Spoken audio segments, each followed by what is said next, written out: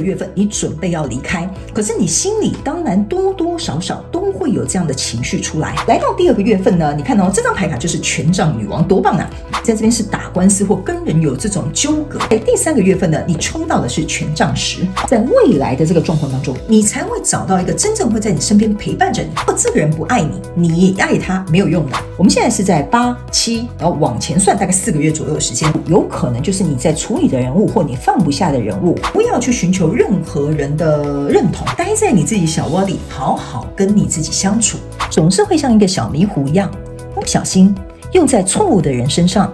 或者是投入在不适当的事物身上。Hello， 天秤座的朋友们，大家好，我是 Jane。今天这个影片呢，是要给天秤座的朋友们的正能量运势牌卡解读。那正能量运势牌卡解读呢，它没有任何时间上面的限制，所以如果你不是在首播看到这支影片的话呢，麻烦请你前后推敲3个月左右的时间啊，或者是按照你当下看的这个季节为主 ，OK？ 那我们一样呢，会按照老规矩跟大家分享一下有关于我们这次正能量牌卡解读的整体架构跟流程哦。首先我们会分为上下半场，上半场呢就是我们即将会来跟大家分享有关于每个月份的能量场上面的现状跟细节，以及呢每个月份你要实际学习哪些课题 ，OK 哈？那接下来呢，我们就会进入到下半场的延伸牌卡解读的部分啊。那下半场的延伸牌卡解读呢，我会用宇宙验证牌卡来验证我刚刚所跟你说明的这些各个月份能量场上面的细节跟症结点，还有哪一些注意事项会提供给这个天秤座的朋友们做一个参考。然后呢，接着我们会来分享有关于每个月份你要注意有哪些关键性的人物会出现，或者是有哪些重要的时间点，以及在各个月份呢，我们也会来说明有关于一些可能突发状况啊，或什么样的实际事件可能也会发生，我们可以超前部署一下。那呢，今天呢，我们在这个延伸牌卡解读呢，也会呢提供给大家发问，有3个问题，我们会来进行天使下凡来解答。你可以想3个问题，我请天使下凡来回答你，这个答案是 yes or no， 或者是有更好的建议。OK 好，那最后呢，在延伸牌卡的解读的结尾，我们会进行这个天使跟宇宙传讯的部分，会透过传讯者我用口说的方式来告诉大家天使跟宇宙有什么样的讯息，希望透过我来传递给天秤座的朋友们，好吗？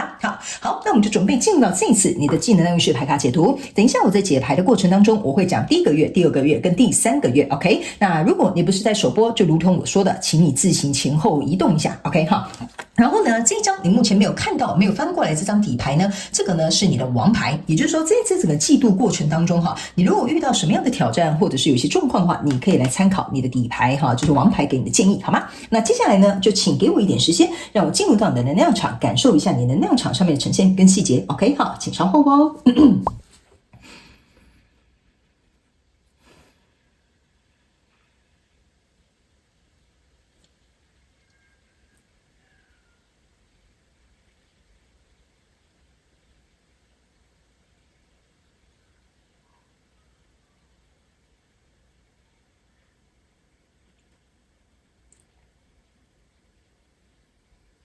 OK， 行，我觉得蛮有趣的。为什么我会笑的原因是，我不是笑你哈，天秤座的朋友，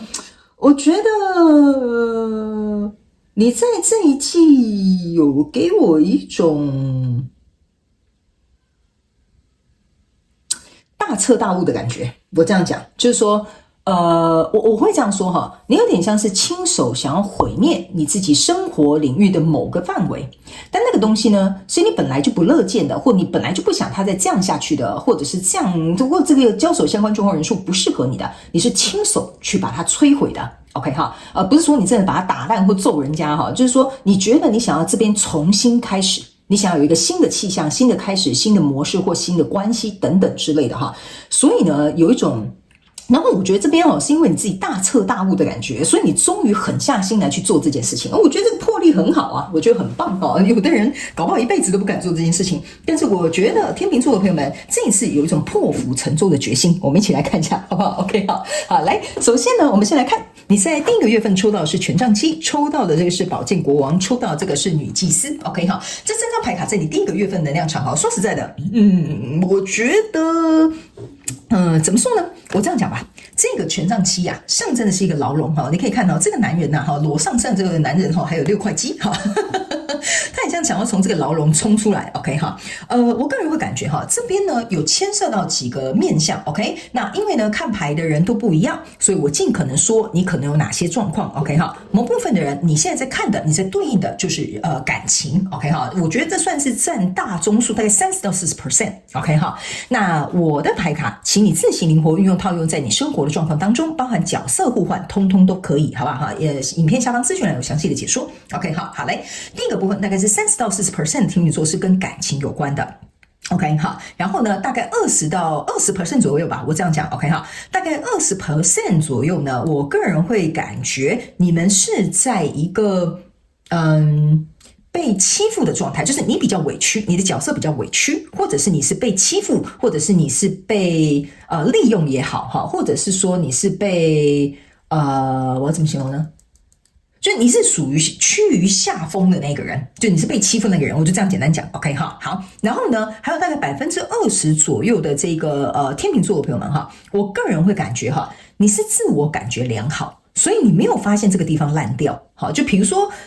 你就发现说奇怪这件事情怎么每次都这样啊？那你可能比较你可能就是比较粗枝大叶哈，就没有什么感觉啊，应该还好吧，哈哈哈。然后呢，我告诉你啊，这东西可能烂了2-3回了哈，你开始在意识到说，奇怪了，为什么朋友都不跟我联络哈？或者是奇怪了，为什么都没有人追我哈？你才开始意识到，这边好像有一个点怪怪的 ，OK 哈。所以这个是属于比较自我感觉良好的那一派的这个天秤座的朋友们 ，OK 哈。那大概还有20%左右的天秤座的朋友们呢，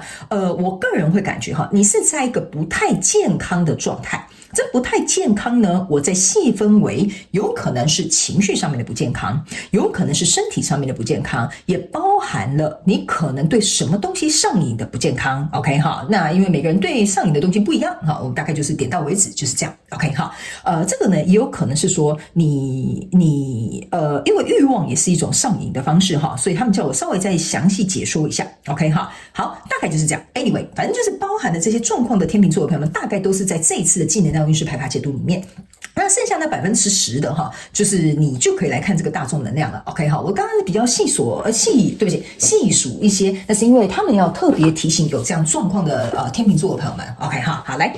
这个呢就是你给自己架设的牢笼。这一次呢，你终于决定了哈，我要用我的力量把挣脱这个牢笼哈，所以我觉得你在第一个月份的时候，其实你就有意识到这件事情，这个东西已经让你不舒服了，所以你想要离开，你想要逃离，或你要改变都可以，请你们放进去你自己喜欢的形容词 ，OK 哈。那来到这里呢，这个女祭司跟这个宝剑国王哈，就有点像说哈，我觉得某部分的这个天秤座的朋友们哈，因为我刚刚是有讲嘛，你们有些人可能是被欺负的啊，可能是被大欺小啊，可能是有说不出的苦衷啊，可能是这样哈，你们有一些人是偷偷摸摸也要离开哈，这边是的确有部分的这个天秤座的朋友们是偷偷摸摸要离开 ，OK 哈，然后呢，这个偷偷摸摸要离开呢，不能被发现，好，比如说假设。你的老板是一个坏蛋哈，你要偷偷摸摸离职嘛，就先偷偷摸摸去找工作，或偷偷摸摸去打开你的104人力网站哈，或者是打开你的 LinkedIn， 类似像这样 OK 哈。所以呢，在这个偷偷摸摸的过程当中哈，你会觉得说嘿嘿，应该没有人发现吧？哈，我觉得这一派的天秤座蛮逗趣的 OK 哈。好，然后呢，这艘船呢即将就要开出去了。这个宝剑国王呢，象征的意思也就是说呢，我觉得这一次我是下定决心像一个武士般一样，因为武士刀是很多一粒的哦，所以你是配一个武士刀在旁边的。你觉得这把剑虽然还没有要拿出来，还没有要剖腹，或者是跟别人一刀两断哈，但是呢，我觉得哈，你的眼睛在这边有一个燕子哈，我总觉得你的眼光哈，还有你的行动，还有你在这边心里所想的这些盘算的东西哈，其实它已经蠢蠢欲动的，在第一个月份应该已经动起来了。OK 哈，那有一些人你们已经偷跑了哈，那就是我刚刚讲鬼鬼祟祟、偷偷摸摸那一派哈，你已经偷跑了。OK 哈，所以呢，我觉得这个心理的不舒服，或者是让你觉得不应该再这样，或者想要改变、想要去计划这件事情呢，我觉得在7月份，你大部分的状况会在这，某部分的这个天秤座的朋友们，你会在这边找时机哈，你在这边可能是在等待一个时机哈，因为我总感觉你这个月亮哈，有点像是在看这个人的心情，或看这个事情的情势，或看这个事情的时机。好，就比如说你要提离职，要看一个时机嘛，看一个时间点嘛，类似像这样，或者是比如说你要谈离婚嘛，要看对方今天心情好不好嘛，哈，类似像这样的一个感受。这个月亮代表的是这一件事情 ，OK 哈。然后呢，这一只鸟其实给我有一种感觉，就是说，我不知道为什么我会有一种倦鸟归巢的感觉，就是这个跟你交手相关状况、人数、事件、梦想或目标，就是你想改变的东西呢，它已经没有那种，它已经没有给你那种安定感，或者是安全感，或者是保护，甚至是安慰，或者是安全的这种感受，就是大概是类似这样的情感哈，我都稍微提一下，你们自己用自己的形容词 ，OK？ 所以你才会觉得说，如果这个跟我交手相关状况人数，让我每天的情绪可能都不是很 OK， 或住的也不舒服，或者是相处也处不来，那我何必要继续在这里呢？OK， 好，来，所以这些计划就会开始进行了。这是你自己想要挣脱的 ，OK。但是这个是权杖7，它还没有来到权杖8，这就是为什么这个序幕稍微打开一点点，这个笼子也稍微打开一点点，因为它才刚要揭开序幕。OK， 好，所以来到这个8月份哈，也就是第2个月份哈 ，OK， 好，来，你抽到的是 Justice 跟 Judgment， 然后还有这个权杖3 ，OK， 我觉得这边就精彩了哈。为什么呢？这个象征的就是号角响起了。OK 哈，我呢应该要得到我的公平与正义哈，意思就是说，假设在这边欺负我的哈，或者是对我不好的哈，或者是这边对我 PUA 的，或者是你在这边上瘾的这些东西哈，来到8月份的时候，我可以告诉你哈，你对某些事情上瘾的那一派的这个天秤座的朋友们呢，你来到8月呢，你会看到这个已经不能再这样下去了。OK， 比如说你就是一直在一个暴力的关系里面 ，OK， 但是你走不开，可能你对这个东西跟这个情节是有上瘾的，或者是你为什么重复吸引这样子的同事，或者是重复吸引这样子的伴侣 ，OK 哈，这个呢你要回去看一些你比较内在的问题 ，OK， 但是我要提醒你，在8月份的时候，7月份你心里就有这个波澜了，我跟你讲说你在酝酿要揭开序幕了，8月份的时候呢，绝对会有事情摊开来给你看。那当然什么事情我们在下半场的延伸牌卡局，我们来看一下有没有实际会发生什么样的状况，这个可能会比较清楚一些些，好，因为我们还要用宇宙验证牌卡来验证我说的内容 ，OK， 所以我总觉得这个 judgment 有一点像是你自己心里的审判，或这件事情会出来给你看，或者是甚至我觉得这个审判有一点重哦，连老天爷有可能都会介入 ，OK 哈，所以这个审判的这个过程当中呢，这个宝剑1啊，它在这边没出鞘。在这里出鞘了 ，OK 哈，所以出鞘之后呢，相对的这个天平给我有一种感觉哈，就是大家要各自回归，好，我不知道为什么这个天平有一种各自回归的感觉哈，好像天神归位哈，就有点像说，比如说假设好了，我们这样讲哈，假设你是在一个不健康的关系里面哈，你们就是该分开，你们就是要各自回归哈，恢复到单身状态，或者是比如说这个主管他就是在欺负你哈，然后呢，可是你就是一直被欺负哈，你决定要去申诉或干嘛，这边应该会有一个公平正义出现。各自回归，有可能他被调部门，或者是你被轮调去哪里，反正你们就各自回归到应该来到一个你内心觉得是公平正义的这个状态的位置，好不好哈 ？OK，Anyway，反正我就稍微举个例，你们就懂了。所以这个东西给我有一种感受，就是因为我跟你讲哈 ，Justice 跟这个 Judgment 他们是同时出现的，象征的意思是说这个东西啊。有点像是在这个地方有点拍板定案，就是我已经审过了，然后我也定案了。OK， 所以这个结局应该在第2个月份，也就是8月份的时候，应该就会很清楚明确的在这里。再加上你这边有一个权杖3，权杖3象征的意思就是说新的方向了，好，或者是我要朝哪里出发了，或者是我决定要怎么做了。所以这边我为什么会说这边就是很肯定的这个感觉来到这个权杖3意思就是说我差不多要拍拍屁股走人了啦，或者是来到这边我们结局就是这样子，还有什么好说的？就是想翻盘呐我觉得这个几率不太大，大概70%-80%是没有办法翻盘的。OK 哈。那来到这个第3个月的时候呢，你抽到的是权杖5，抽到的这个是钱币1，抽到的这个是塔牌 ，OK 哈。这边我先跟你解释一下哈，这边呢有点像是毁灭哈，就整个毁掉。我刚刚是讲你亲手毁掉它了 ，OK， 这是你的计划，这边来了事件，然后刚好有一个机会，我说你在这边等这个契机跟时间嘛，砰就整个倒了。倒了之后呢，这边有一个塔牌哈，我先跟你解释一下第3个月份这边为什么有一个钱币1，这个钱币1象征的意思是说你要重新栽一个种子，让这一个树重新展开，所以这个毁灭之后它要重生需要有一段时间，所以某部分的天秤座的朋友们会在第3个月的时候进入到一个修复的状态，可能是跟自己相处，可能需要独居，或者是可能需要自己一个人的时间跟空间，这是有必要的。OK 哈，然后也因为这边摧毁之后呢，这边要重新去做一个排列，所以这个权杖5给我有一种感觉，就是你可能在生活或事业或在感情方面可能受到动荡，所以需要重新排列，你要有一点耐心，因为这2张牌卡，你有没有发现这2个女生是长得很像的，就是她自己一个人在处理接下来要去后续排序的这些东西，还要种一个种子，然后把这个花重新再把它开枝散叶 ，OK 哈，所以这个东西是没有办法避免的。还有一件事情呢。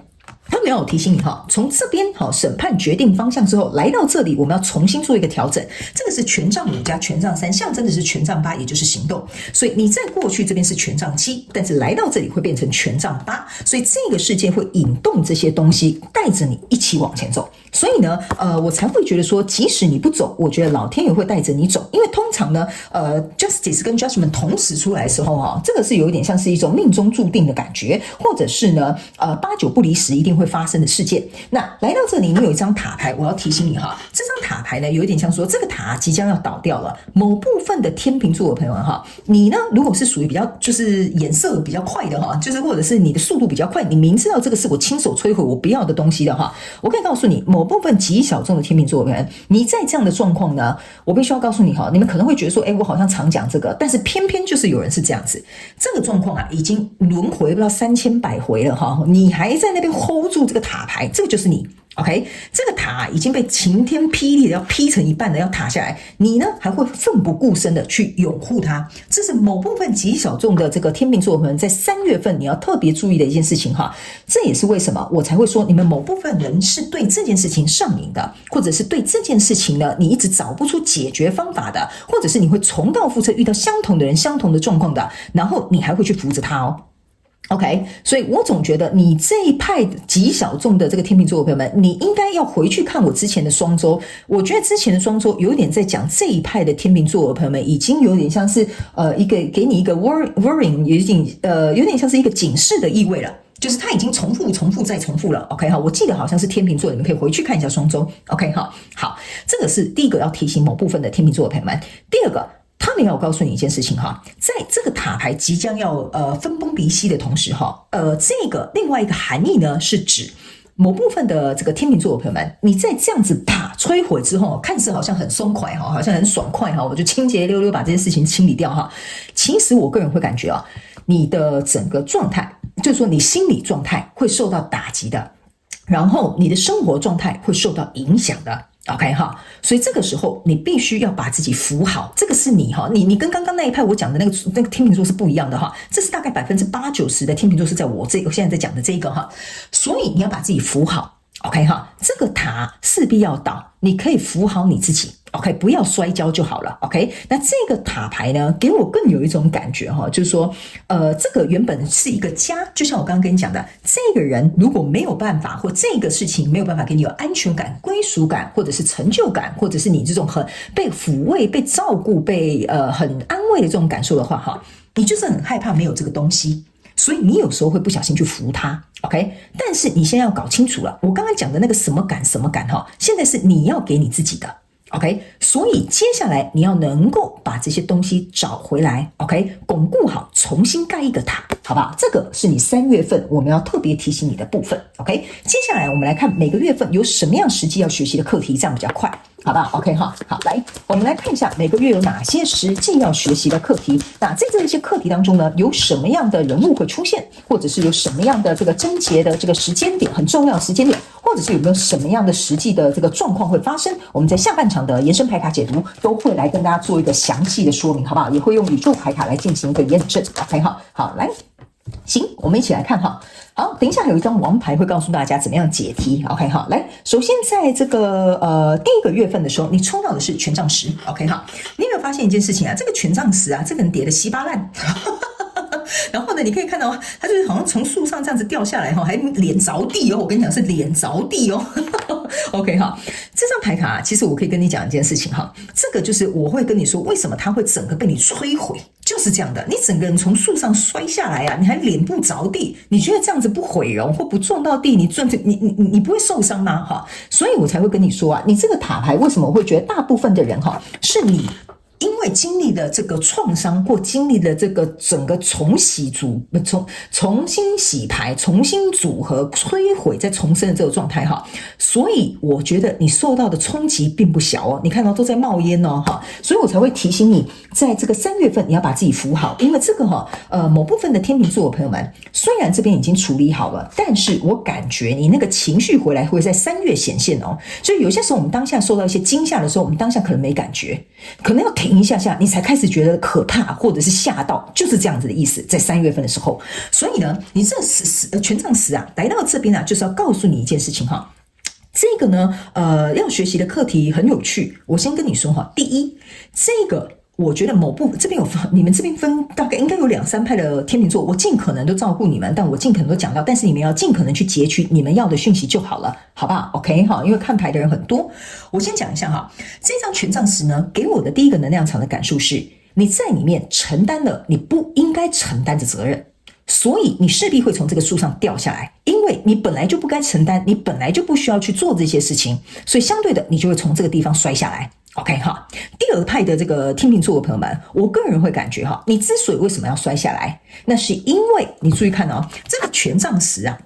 你看它这边呢，其实是1根权杖、2根权杖、3根权杖、4根权杖、5根权杖 ，OK 哈。那5根权杖加权杖7，象征的就是权杖2，意思就是说呢，你一直在这样的状况犹豫不决，你现在摔下来就是在承担你那犹豫不决的结果。好，我不要说什么后果跟代价，好，不是的，哈，就是结果，因为你这样选，所以就这样结果 ，OK， 好，这是第二派的天秤座的朋友们 ，OK， 第三派的天秤座的朋友们，就是呢，你在这个要学习的课题哈，我刚刚就有讲哈，你在学习什么，我就讲1、2、3派哈，请你们自行对号入座哈。第三派的这个天秤座的朋友们，你在第一个月份要学习的一个课题就是说哈，你去想啊。你之所以为什么会会摔下来，是不是就代表说你可能在这个树上不稳嘛？可能没抓好，或者是没站稳，是不是这样说？对吧 ？OK 哈。但是非常有趣的一件事情，我告诉你哦，这一派的天秤座的朋友们很逗趣。你注意看，你摔下来的时候，我们正常人的反应是手会先着地，或脚会先着地，因为我们要保护自己，或者是抱住自己的脸，是不是这样说 ？OK， 你不是哦，你脚在这，你手在那，你让你自己的头部朝地。我觉得这是一个蛮特别的事情。他们刚刚叫我说，你去跟他讲这第三派是普龙宫的哈，就跟这第三派的天秤座讲一下 ，OK？ 怎么会有人头先着地 ？OK 哈，你第一个反应一定是保护自己的头，或用手去支撑 ，OK 哈，正常反应是这样的。他们说呢，第三派的这个天秤座的朋友们哈，你呢非常有可能是那个极小众 ，OK 哈，你会觉得这件事情或这个跟你交手的相关状况人数呢，完全是我要怎么讲？等一下，我想一下要怎么形容这个能量场哈，有一点像是你不敢相信，我这样讲好了，你不敢相信 ，OK 哈，因为我觉得这一派的天秤座的朋友是很小众的，就是你有可能在7月，也就是第一个月份的时候才发现这个事情，所以你是有点不敢相信的，你来不及反应的，你不知道怎么做的，怎么会事情变这样的 ，OK 哈，所以你在这边，你决定发生这件事情的时候，你决定离开这件事情了。好，或者是决定要走开了，或者是觉得说我不想再这样下去了，这个地方应该要改了，我也不可以再让自己这样受伤了。所以你是属于这么极小派的这个第三派的天秤座朋友，你就是在学习，你在想说虽然他们叫我解释你的课题给你听哈，就虽然你不知情 ，OK 哈，虽然可能那个人可能是故意的 ，OK， 但是他没有告诉你当事情来临的时候，你要怎么做决定，那才是重要的，而不是那个人怎么这样对你，或那个人怎么样这样欺负你，或那个人怎么这样说你，没有用的。他们说你在学习的课题就是，即使这件事情不如我意，即使我可能被别人栽赃，即使我可能莫名其妙变成比如说被陷害的 ，OK， 接下来你怎么反应才会引导这件事情的走向。所以他们说你在学习的课题是不要进入受害者的情节，而赶快出来去处理这件事情。OK， 要怎么样做这个调整跟改变 ？OK， 而去揭开下一个篇章的序幕，或者是离开这个状况，或者是这个难题。OK， 好，这是第三派比较小众的天秤座的朋友们讯息。OK， 那前两派的天秤座的讯息，我个人会觉得你就是在承担你所做的选择。还有它出现的这个结果，你了解到这个东西了，你明白这件事情的重要性了，所以你怎么选择，你就有怎么样的结果，你就要去承担那些责任。OK， 所以你就是在学习说 OK 我了解了，然后你在想要怎么去接受，这个就是你在第一个月份要学习的课题。第二个月份你抽到的是权杖一 ，OK 哈，这个权杖一呢，其实说实在哈，它是一根权杖，两个人在互相拔河，在拉拔，所以我才会跟你说为什么在第二个月份啊，这个权杖一势必要出现的，因为呢，说实在，你这个权杖十走完就是走到权杖一咯，好，对吧？所以它走得很刚好。权杖一象征的意思是说，我要走那边，你要走那边，你走你的阳关道，我走我的独木桥了。所以这个时候，为什么我会敢跟你说，你在这边会一分为二，或这个决定会出来，这个 justice 跟 judgment 一定在这边占有非常重要的地位。所以现在两个人就在抢这根权杖啊，对不对 ？OK 哈，所以这边某部分极小众的天秤座朋友们，我先提醒你一下，你们可能在第2个月份可能会打官司，或者是这个官司在这边会有一个结论哈，或者是有一个判定，或者是才刚要开始，因为每个人状况稍微有点不一样哈，但我有闻到这个官司跟法律的东西在里面 ，OK 哈，所以呢，这两个人正在争夺，所以这边势必要有一个结论 ，OK 哈，好来，那这个权杖1呢，加上这个权杖3呢，象征的是权杖4，这个权杖4已经被拆开来了，它不是稳稳当当的那个权杖4，所以呢，这个意思就是说，我们两个在一起不会再稳定的，不会再肯定的，也不会再继续按照这种事情，就是继续让它演下去了，所以我们要分道扬镳了 ，OK 哈，所以呢，你在2月份要能够去学习的实际课题，第一就是在争权夺利的这个过程当中哈，你要怎么样能够去找到适合帮助你的人，或者是比如说我们在讲嘛，你可能是打官司的那一派的哈，你要找到什么样有利的人士帮你，有利的证据帮你，然后有利的这些证物能够去让你能够在这个官司当中可能去打赢 ，OK 哈。那你也要在这个2月份的时候去学习一件事情，就是以后这样子明明就不稳固了，我们本来就要分道扬镳的东西呢，请你不要硬要把它收下来，不要重蹈覆辙过去这些事情 ，OK 哈。那第3个，在你2月份要能够去学习的一件事情，就是接受这件事情已经来到这里。OK 哈，好，因为呢，我觉得你在这边还没有到完全接受，应该某部分的天秤座的朋友们还是会有一种情绪在里头，或受害者的情节在里头。但是8月份第2个月份来到这里你就已经要能够学习完完全全去接受，这就是结果了。OK 哈，那来到第3个月份呢，也就是我们首播之后的7、8、9月9月，你看这就是很好。为什么我会跟你讲说，你后面其实它会重新开始，你不要紧张。这个就是一个愚人牌卡，它就是0号牌。0号牌卡象征的意思是说，你看到它多么开心跟快乐啊，上面还有一个太阳呢。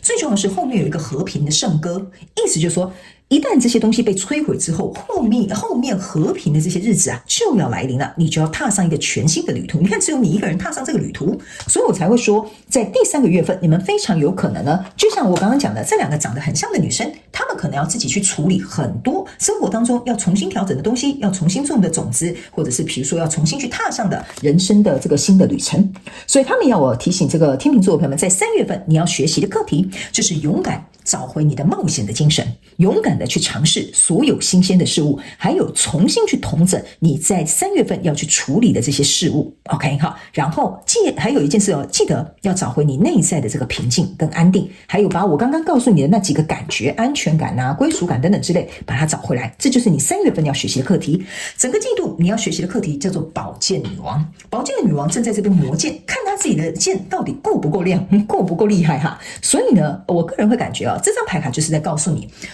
在这一整个季度过程当中，你要能够去学习。OK， 宝剑女王的剑呢，拿出来呢是一定会见血的，而且是一定会伤人的。他们要我提醒你一件事情宝剑拿出来伤人，那是因为别人先伤害我们，我们才会先伤人，对吧？不然你这个宝剑女王的剑拿出来，我们可以吓唬对方就好了，是不是这样说？但是他们要我告诉你，你不可以把这个宝剑像以前一样，为什么会说你这边还要消化一下，还要再等一下下 ？OK 好，甚至偷偷摸摸的，原因就是因为你把它藏在这个插销，这是插销吗？还是刀？就是放刀子那个地方哈。他们要我跟你讲你要让别人看到你有这把宝剑 ，OK 好。他们说你不能把这个东西藏在你自己的那个藏宝剑的那个我对不起，我真的忘记那个叫什么东西，反正我就叫它插销，反正就是插进去那个刀子里面的地方。对不起就是突然忘记那个叫什么东西。OK 好，所以他们说呢，你应该要把这个东西拿出来让别人知道，不是说我们要让别人知道说，我跟你讲不好欺负你不要欺负我，不是这样的，而是你一开始就要展现这样子的东西让别人看，但不是要去伤害别人的那种方式。OK， 所以他们说你要仔细看看你这个刀子多久没有拿出来磨亮了，多久没有拿出来练剑了，多久没有拿出来好好看看它了，这个就是这整个季度你要学习的课题。OK 哈，你不能把它藏在你的怀里，好，你不能说没关系，我如果需要的时候我再拿出来看 ，OK， 等你需要的时候拿出来看，人家已经把你打到那个谷底了，是这样说对吧 ？OK 哈，好，来，那当然最后我们要来看一下你的这个王牌，好，我们来看一下这个王牌，就是说在整个季度过程当中，你如果遇到挑战，我们来看看王牌有什么样的建议给你，好吧？来，这张牌卡叫做 Hierophant， OK 哈，象征的意思就是说呢，你要提升到下一个境界了。OK， 这张牌卡呢是在月黑风高的晚上，这只猫头鹰在陪这个小女孩读书。OK 哈，他们也有提醒你哈，其实在这个过程当中，你正在学习一个课题。OK， 他们说呢有几个课题哈，要我提醒这个天秤座的朋友们哈，在这整个季度的过程当中呢，你一定要去思考，你在里面一定有漏掉的资讯。OK， 或者是你不愿意看见的讯息。我不知道为什么他们就要讲这个哈，你不愿意看见讯息跟你漏掉的资讯 ，OK 哈，在这整个季度的过程当中，你要去把这2点找出来 ，OK， 我总觉得这2点会帮助你在这一整个季度的过程当中，观察到一些细节或得到一些帮助 ，OK 哈，这个是你要特别注意的。第二个，你的王牌要传递给你的讯息，就是在处理这一季的事情的时候，要冷静沉着，并且有智慧。OK 哈，他们说你越是把它搞得很复杂，越是搞得大小声，越是搞得就是人尽皆知。好，他们说呢，不是说不好，而是说你会变成是很难收拾，这个时间段它会拉长。哈，这个他们要有提醒，就是比较容易压起来的那个天秤座的朋友们要注意一下下，好吧 ？OK， 因为他们说你是有智慧的，可以去处理这些事情，所以不用搞成这样子。OK 哈，第3个要提醒天秤座的朋友们哈。他们说呢，当你在这个整个季度的过程当中哈，你在晚上的思绪特别好。某部分天秤座的朋友们，你会发现你在这一季特别会，不要说到日夜颠倒，但是你可能会很晚睡 ，OK？ 但是在很晚睡的过程当中呢，你可能会有很多灵感。这件事情我要怎么做？这件事情我要怎么改？我到底要怎么偷偷搬家哈？或者是我要怎么告他哈？类似像这样，就是你在晚上的时候呢，你的思绪特别的清楚，会有很多意想不到的答案。所以晚上如果你有一些想法或有一些答案，或者是你在睡觉的时候呢，你可以放一本笔记本在你的床头旁边。你如果有任何想法，你就把它写下来 ，OK 哈？所以他们说呢，这一张牌卡最终要提醒你一件事情，就是在这一季的过程当中，你要把它当作是一个学习，因为 Hierophant 象征的就是一个学习。OK， 而且是虚心学习那一种 ，OK 哈，因为他们说呢，某部分的天秤座的朋友们，如果你觉得这一季的上半场的能量牌卡解读在说你的话哈，他们说呢，这边呢，其实你已经知道你到底在学习什么，只是你一直在问为什么。我解释给你听哈，这件事情为什么会重蹈覆辙发生呢？你就说为什么会这样，但是你从来不自己找答案，或者是你从来不肯去面对答案。这个是你的王牌要告诉你的讯息，只有在你愿意诚实的去面对这件事情，真正去做到这些行动，他们说你就会知道你的答案是什么，你的人生也会变得不一样。这是最后你这张王牌要告诉你的讯息了，好吧 ？OK 好，那以上呢，这是我们上半场的净能量运势牌卡解读，接下来我们就要进入到我们下半场的延伸牌卡解读哦。那在下半场的延伸牌卡解读呢，